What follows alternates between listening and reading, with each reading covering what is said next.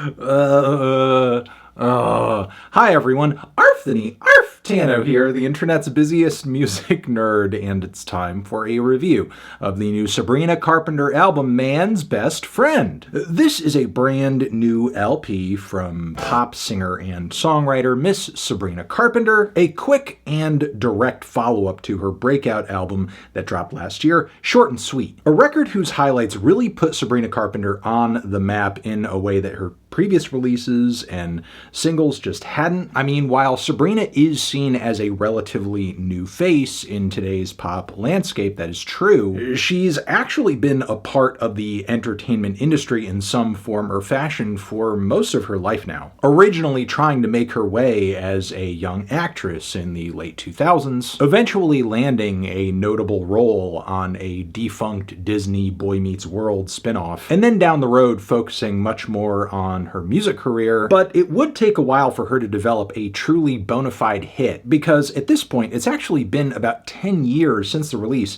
of her first album. And honestly, I think having all of that time to incubate has only benefited her, as it would take a while for her to develop the snarky, unfiltered lyrical style that would become a distinct trademark for her, regardless of the production that she's on top of. This would take the form of some pretty tragic bops and ballads like the title track and Bad for Business, as well as Because I Liked a Boy from her Emails I Can't Send record. But Short and Sweet saw her getting funnier and sharper in a way that I think spoke to a broad, relatable frustration that many of her female fans were feeling out there on the dating scene, as she started delivering numerous songs and lyrics about feckless guys who were either relatively easy to tempt, like on the inescapable 2024 Summer Jam Espresso, or so embarrassingly stupid you don't even want to take them out of the house, like on my personal favorite from the record, Please, Please, Please. Now, Short and Sweet overall as an album I found to be kind of inconsistent, a lot of lowlights, but it still had enough potential to set Sabrina up for an even better record down the road, in my view, whenever that album was due to come out. However, with Man's Best Friend, that time has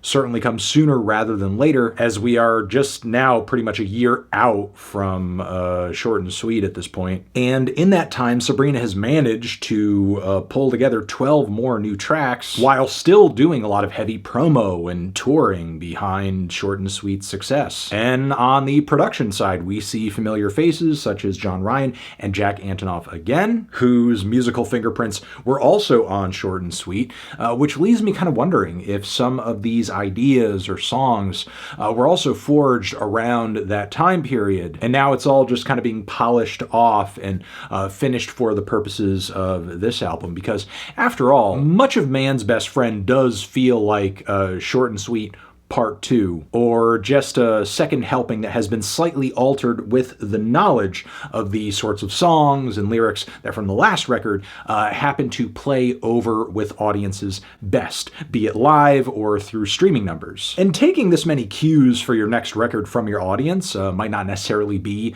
a bad thing. After all, Sabrina was certainly leaning into that direction with the reveal of the album cover for this record, something that proved to be pretty polarizing among a number of people. There were a lot of calls of sexism, people talking about how disgusted they were with the objectification that is going on here with this visual. But personally, I saw something a lot deeper going on, because keep in mind, we are talking about a woman here who has made her name penning a whole lot of songs and bangers about feeling annoyed with essentially being a man's second mother in a relationship. And even if in the grander scheme of things, the portrayal of kink on this cover is pretty vanilla, those types of relationship dynamics do require a level of trust and understanding, and also communication of boundaries, that just wouldn't be there with the types of partners that Sabrina often expresses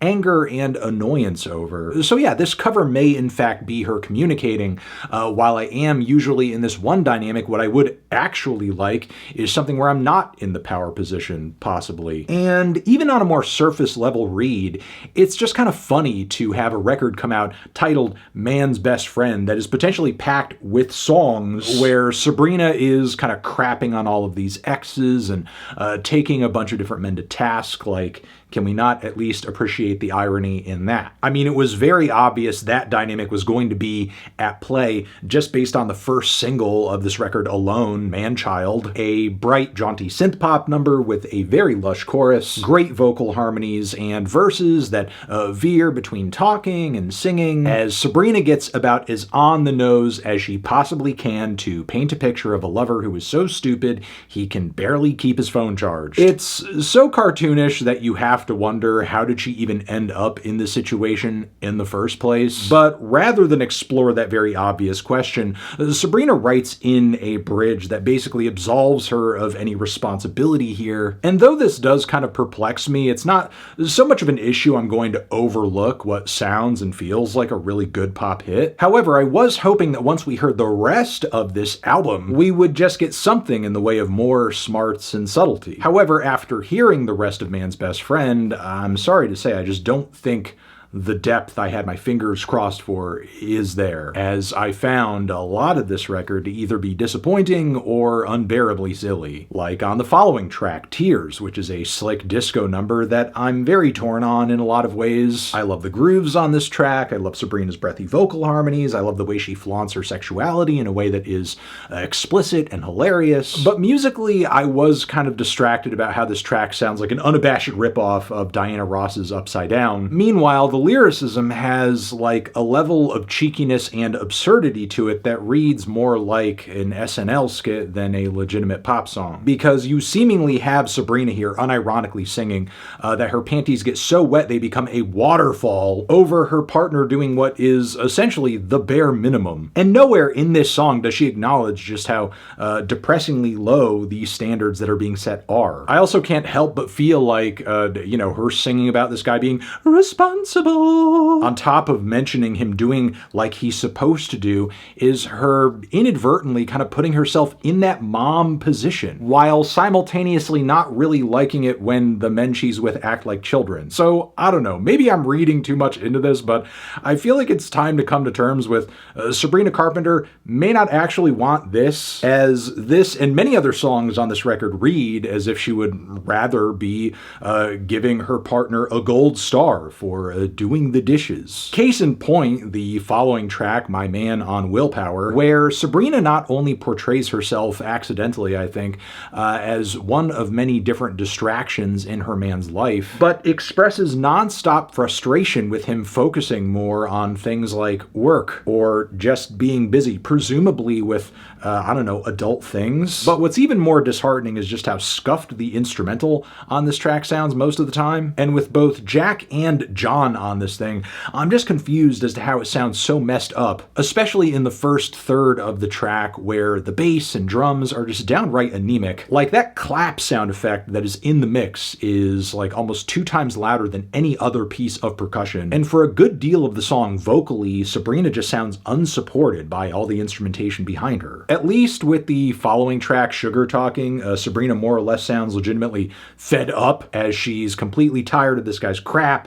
She doesn't want to hear the lies or the same spiel she's heard before. But while I do mess with what this track is trying to say, like, narratively, it does suffer a bit from boring verse syndrome, and there are parts of it that kind of sound like slowed down, repurposed pieces of other songs on the album. We Almost Broke Up Last Night also has a pretty slow start to it too, but I do love the first hook on this one quite a bit. It's very beautiful, it's ornately arranged, the detailed layers of strings and vocals are great, and the whole thing progressively builds up from there into the prettiest ending of any song on the entire record. There's also a super neato fuzz guitar solo on the bridge.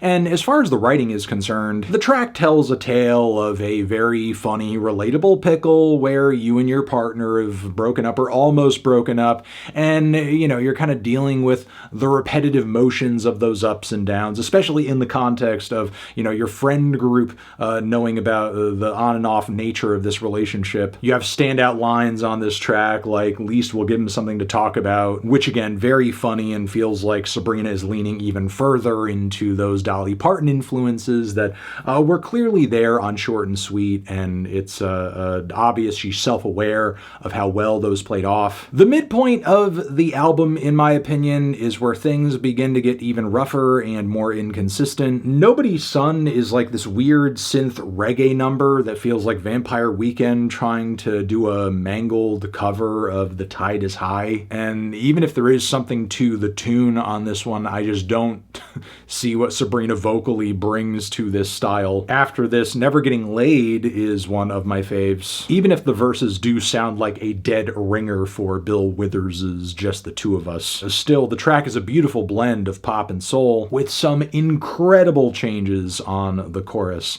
The writing, I am still a bit perplexed on, as Sabrina does communicate this weird sense of jealousy and ownership that I didn't really care for on some of the key tracks of Short and Sweet. It's this sort of, if I can't have him, nobody can mentality, where because she can't be with this person who she has idolized in her mind, she would rather this guy become agoraphobic and never get laid again for the rest of her life, because the idea of him even kissing another woman that is not her would just like tear her apart. And look, I realize lots of people have these feelings, and writing a song about them isn't inherently wrong, but I feel like that writing should also come with a bit of a reality check in terms of just how silly these ideas are. When Did You Get Hot features some of the funniest and cutest lyrics on the entire record, though I will say the production on this one smacks of the vibe that Lana Del Rey conjured in her recent cover of Sublime's Doin' Time. Either that or some flirty, girly pop with a hip-hop backbeat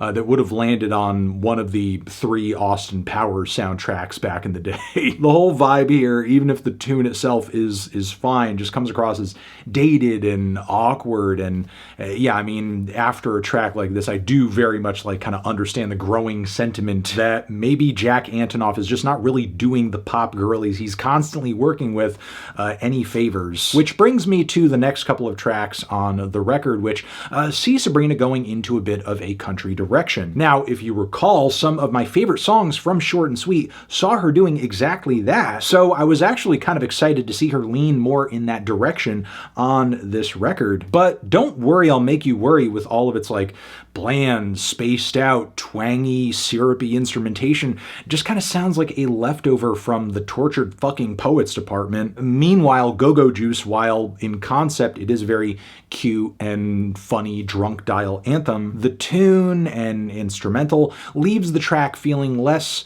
subversive and less salacious and more like product placement. Sort of like the Chips Ahoy name drop on House Tour, which is a grade A piece of synth funk, which while Sabrina does say in the lyrics that there's no innuendo going on here, there's actually more innuendo on this track than on any other on the record. Which is fine, I get it, I see the irony, the song is hilarious. It's actually one of my favorites on the record, even if it is very on the nose, as she describes, the House Tour and how she would like this guy to come inside, maybe check out the back door. You're not going to want to listen to this one around the kids. But then the closing number just kind of feels like some ABBA worship, which I feel like is honestly like a very, very tall order to fill. As Sabrina and company, when assembling this one, I think really failed to bring over the layers and the space and the fanfare that you would need to really even like gain a fraction of the epicness and the theatrics that make ABBA's music just so beautiful and epic. Which is a shame because it feels kind of close to there, but no cigar. Like the vocal layers that we need are certainly laced into the production. The strings are there, the galloping melodies. There's even an interesting little faux exotic instrumental passage in the back end of the track as Sabrina is singing goodbye in different languages. Again, all the baseline elements you would need for something in this style are there, but the overall presentation just comes across as very flat, very dry. And this is just one of many moments on the record, frankly, that felt like they had a lot of potential, but just end up feeling kind of rushed because they were only brought to the point to where they just felt like good enough. So yeah, unfortunately, I just kind of feel like this record brought us just more of Short and Sweet. And when I say that, I mean the things that made Short and Sweet a very good record, but also the things that made Short and Sweet a very underwhelming record. And again, that's a shame because I feel like Sabrina Carpenter had the potential to really leapfrog that record in a massive way, but it just doesn't feel like her and her collaborators took the time to really sit on these songs and develop them more effectively and maybe just work out some better production strategies or whatever with some of the tracks too. Not to mention the lack of development on the writing side and Sabrina not really moving or growing much on that front outside of having more of a clear idea of what her audience wants and just trying to give them a more concentrated version of that without actually thinking of any of the underlying messaging or how she would go on to explore some of these themes further in a way that was, I don't know, thoughtful. But yeah, sadly, this record's really lacking in my view, which is why I'm feeling about a decent to strong 5 on it. Transition, have you given this record a listen? Did you love it? Did you hate it? What would you rate it? You're the best, you're the best. What should I review next? Hit the like if you like. Please subscribe and please don't cry. Hit the bell as well. Over here next to my head is another video that you can check out. Hit that up or the link to subscribe to the channel. Anthony Fantano, Sabrina Carpenter, forever.